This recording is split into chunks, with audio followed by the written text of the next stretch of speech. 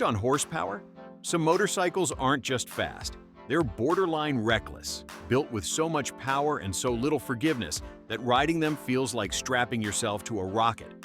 These machines weren't designed for comfort or safety. They were engineered to push limits, and sometimes riders pass their breaking point. From vintage death traps to modern-day torque monsters, here are 12 of the most dangerous motorcycles ever built. The Suzuki TL1000S.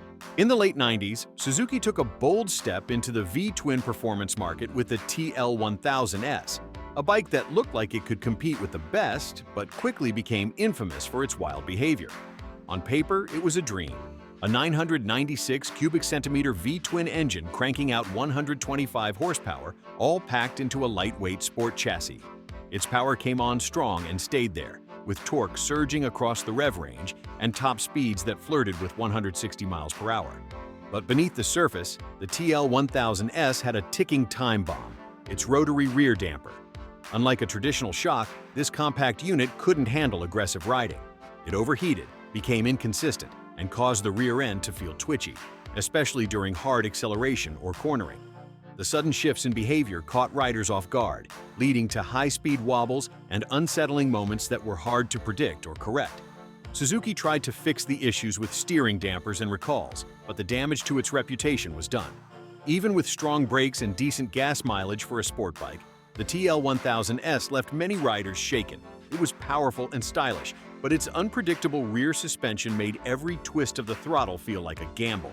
The Boss Haas V8. Imagine strapping a full-blown Chevrolet V8 engine between two wheels and calling it a motorcycle. That's exactly what the Boss Haas V8 did. Introduced in the 1990s, this monster wasn't just about turning heads, it was about turning the laws of physics upside down. With engine displacements up to a staggering 5,700 cubic centimeters, it could produce anywhere from 350 to 450 horsepower, making it more powerful than most pickup trucks. But that brute force came at a cost. Weighing in at over 1,100 pounds fully loaded, the Boss Haas handled more like a muscle car than a motorcycle.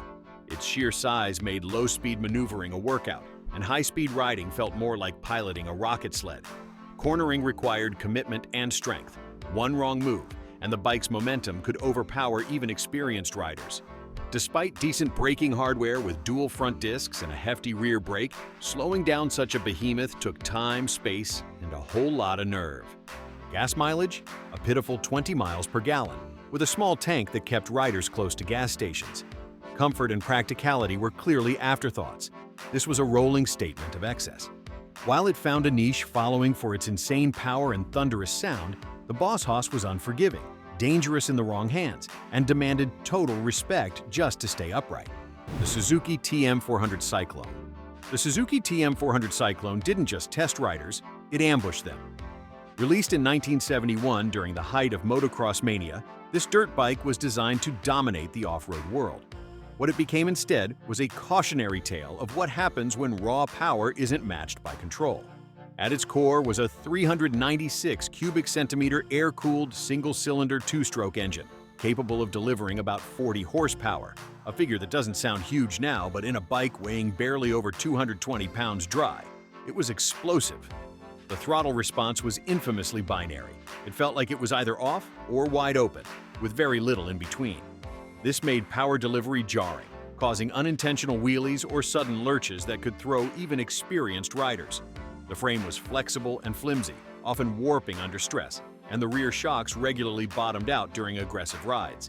Handling was sketchy, cornering felt loose, and the brakes, basic drum units, were completely outmatched by the speed the engine could deliver. Nicknames like the Widowmaker and Bonebreaker weren't exaggerations. Riders were thrown off mid-race, injured during casual rides, or simply too intimidated to push it. Even professionals began ditching it for safer alternatives. The TM400 Cyclone was a masterclass in how dangerous a machine can be when power isn't balanced with stability, and it's remembered more for hospital visits than podium finishes. The Moto Gui V8. The Moto Gui V8, or Auto Cylindri, was less a motorcycle and more a science experiment on two wheels. Built in the mid-1950s for Grand Prix racing, it was a daring leap into the unknown, powered by a liquid-cooled 500cc V8 engine. Yes, an actual V8, complete with 8 tiny carburetors and dual overhead cams. This engine screamed up to 12,000 RPM and made a wild 78 horsepower, numbers that were astronomical for the time, especially in a bike that weighed under 325 pounds. But with this kind of innovation came serious danger. The engine's full potential was only unleashed at high RPMs, meaning riders had to redline it constantly just to stay competitive. That required razor-sharp control, because at over 170 miles per hour, even the smallest error could be catastrophic. And while the engine was advanced, the rest of the bike wasn't. The tires, brakes, and suspension were still stuck in the 1950s.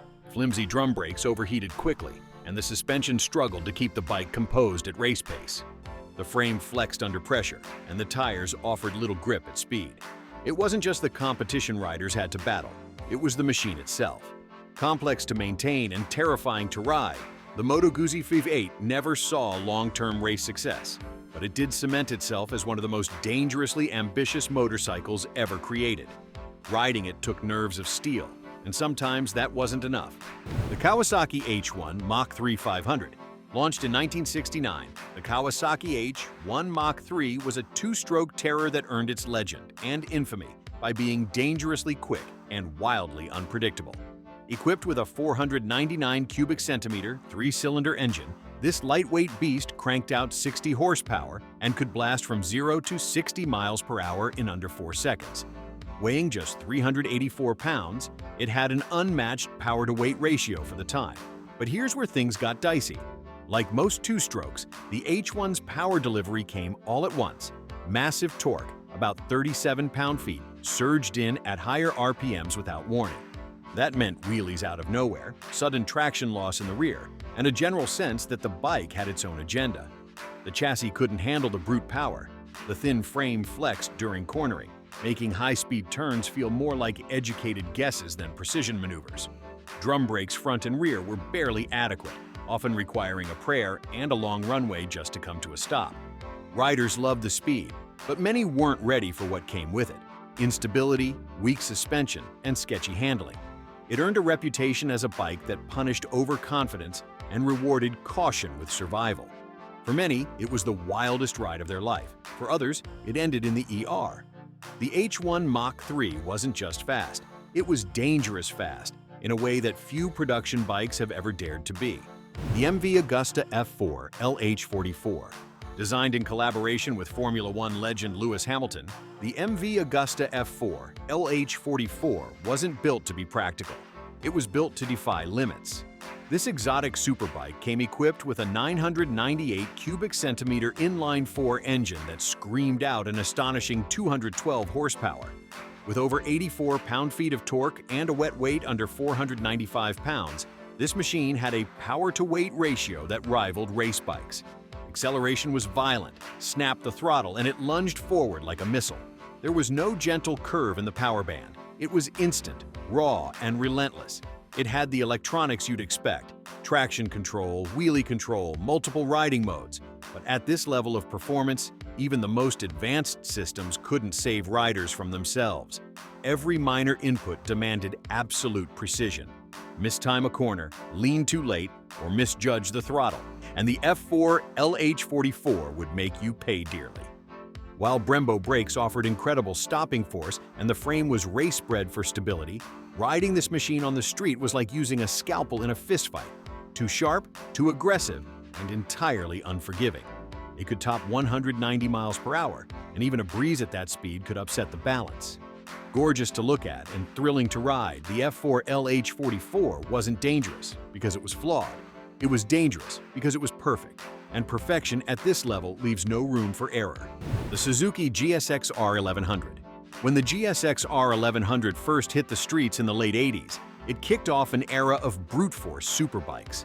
With a massive 1,136 cubic centimeter air and oil-cooled inline-4 engine under its fairings, this beast pumped out a ferocious 145 horsepower and about 85 pound-feet of torque. That was an insane amount of power at the time, and even today, it demands respect. But while the engine was a masterpiece of speed, the chassis was a different story. The frame wasn't rigid enough to tame the motor's muscle, especially at high speeds.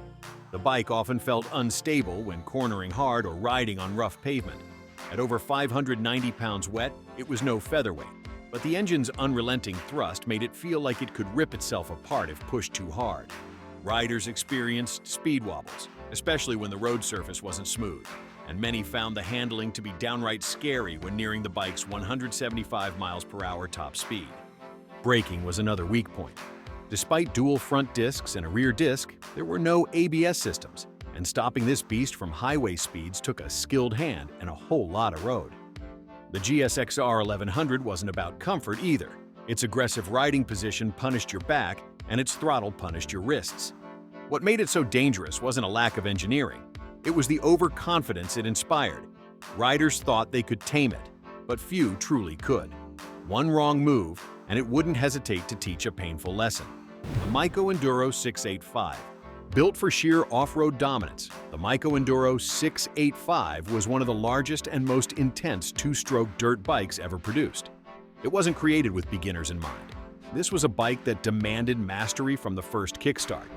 Powered by a 684 cubic centimeter liquid-cooled single-cylinder engine, it delivered over 60 pound-feet of torque and enough horsepower to make a motocross track feel like a roller coaster. Its frame was light, just under 255 pounds without fluids, which made the bike incredibly agile, but also dangerously twitchy.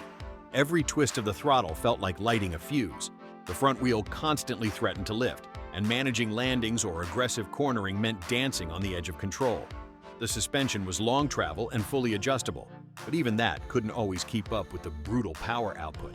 The front forks and rear shock were often overwhelmed, especially at race pace or during hard landings. While it topped out just over 100 miles per hour, remember, this was on dirt. That kind of speed with knobby tires and minimal margin for error turned every ride into a test of nerve. Braking was solid for a dirt bike, but not enough to instantly tame all that torque.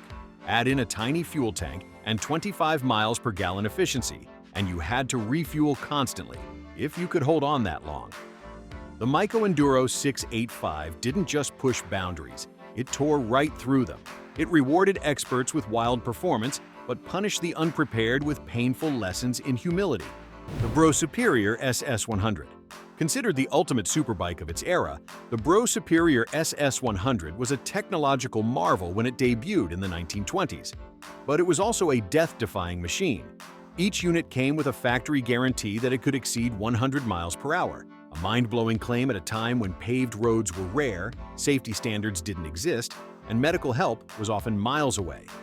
Underneath its polished exterior sat a 1,000cc V-twin engine, producing about 73 horsepower and 55 pound-feet of torque.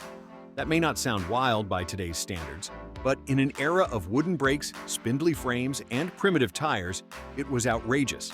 The SS100 was feather-light at around 390 pounds, which only amplified its twitchy, unpredictable behavior at speed. The suspension was rudimentary, the brakes were essentially suggestions, and the frame wasn't always up to the task of staying straight under stress. Tires could barely handle the speeds the engine could reach, often overheating or slipping with little warning. On rough or uneven terrain, the bike could become violently unstable, especially since it lacked any form of traction control or rider aids, which hadn't even been invented yet. The SS100 was thrilling but unforgiving. It embodied a different kind of motorcycle era, one where courage mattered as much as horsepower. For the brave, it was the ultimate thrill. For everyone else, it was a cautionary tale wrapped in chrome. Kawasaki H2 Mach 4750. Nicknamed the Widowmaker, the Kawasaki H2 Mach 4750 earned that chilling title the hard way. Released in 1972, this two-stroke monster was designed to crush the competition, not coddle the rider. Its 746 cubic centimeters, air-cooled triple-cylinder engine cranked out around 74 horsepower and 57 pound-feet of torque, which was a terrifying amount of force for a machine that weighed just 454 pounds dry. Power delivery was sudden, brutal, and completely unforgiving. You'd roll on the throttle thinking you were in control, and the bike would instantly launch forward, often lifting the front wheel with zero warning. The chassis wasn't prepared for that kind of energy. It flexed under pressure, especially while cornering or accelerating hard. The front forks struggled to stay planted when the power hit, and the single front disc with a rear drum brake wasn't nearly enough to rein things in at high speeds. The H2 could top 120 miles per hour, but the real danger wasn't the top end. It was how quickly and violently it got there. Steering at high speed was shaky, braking distances were long, and once it started wobbling, few riders had the skills to recover. Fuel economy hovered around 29 miles per gallon, but no one was riding this thing for mileage. They were either chasing the rush or trying to survive it. The Kawasaki H2 wasn't just fast. It was fast in the wrong ways, unfiltered, unstable, and always on the edge of disaster. The Kawasaki Ninja H2R. When it comes to pure, unapologetic power, the Kawasaki Ninja H2R doesn't just lead the pack, it laps it. Built strictly for closed-course use and banned from public roads, the H2R is powered by a supercharged 998 cubic centimeter inline-4 engine that produces a jaw-dropping 310 horsepower and 115 pound-feet of torque. That's not a typo. This is the most powerful production motorcycle in the world. But power like this comes with serious danger. Weighing just under 476 pounds, the H2R rockets from 0 to 60 in under 2.5 seconds and can exceed 240 miles per hour, a speed range more common in aircraft than motorcycles. Its carbon fiber wings generate downforce at triple-digit speeds, but even then, keeping this missile stable is a challenge. Any mistake in throttle control, braking, or body position can result in catastrophic consequences. Despite its high-end Brembo braking system and full suite of electronics, traction control, anti-wheelie systems, and more, the H2R requires laser-sharp focus. It's not just about taming the beast, it's about surviving it. This bike is reserved for the elite few who know how to push the limits without crossing the line, and even they admit, one wrong move and it'll bite back, hard. It's not just the fastest motorcycle ever built, it might be the most terrifying too. The Harley-Davidson Sportster S. The Harley-Davidson Sportster S marks a radical departure from the brand's cruiser legacy. It's not mellow, not forgiving, and definitely not for the faint-hearted. Powered by the liquid-cooled Revolution Max 1250T engine, this lean muscle machine delivers 121 horsepower and 94 pound-feet of torque, numbers that would have been insane on a Harley even a decade ago. It weighs just over 500 pounds wet, making it light by Harley standards. But that reduced weight combined with a twitchy throttle transforms this cruiser into a beast with attitude. Twist the grip just a bit too hard and the front end feels eager to lift. The bike surges forward with brutal acceleration, thrilling for skilled riders, but intimidating for anyone expecting a relaxed cruise. Its short wheelbase and aggressive rake give it snappy handling, but also make it feel unstable on uneven roads or at high speeds. Harley gave it sport-inspired suspension and Brembo brakes, but opted for a single disc up front, an odd choice for a bike this fast. Hard braking can cause sudden front-end dive, especially for riders used to the cushy feel of traditional Harleys. Add in minimal rider aids and firm suspension, and you've got a motorcycle that's all muscle and no mercy. The Sportster S is flashy, loud, and built for riders who want performance first.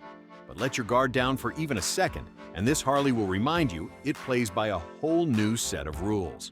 These bikes weren't just built to go fast, they were built to test the limits of what riders could handle. Some became legends, others earned terrifying reputations, but all of them left a mark for being as dangerous as they were thrilling. Whether it was brute power, flawed design, or just too much machine for the road, each one reminded us that motorcycles demand respect. Which one of these would you dare to ride? Or have you already? Drop your thoughts in the comments, give this video a like if you've survived a wild ride, and don't forget to subscribe for more jaw-dropping motorcycle content every week.